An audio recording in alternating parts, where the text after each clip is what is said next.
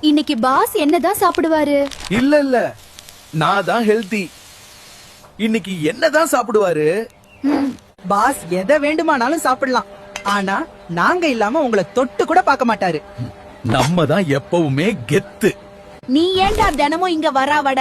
ஒன்னாலதான் பாஸ்க்கு வெயிட் போடுது. அதை என் தலைவன் சொல்லட்டும். நீங்க கொஞ்சம் பேசாம இருங்கள். நான் ரொம்ப நல்லவன் தெரியுமா? ஆனா எல்லாரும் என்ன எண்ணெயில போட்டு கெட்டவனா மாத்தி வச்சிருக்காங்க.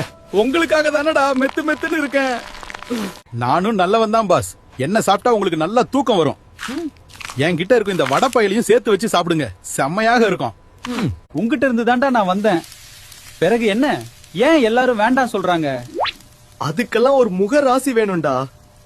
பாஸ் கத்தியோட வராரு. இன்னைக்கு கொத்து பரோட்டா தான். டேய் சப்பாத்தி பையலே, உனக்கு லீவுடா என்று. வாங்க தலைவரே. என்ன வச்சு கொத்து பரோட்டா மட்டும் செய்ய முடியாது. சில்லி பரோட்டா, வீச்சு பரோட்டா முதல் மஷ்ரூம் பரோட்டா வரை எல்லாமே செய்யலாம்.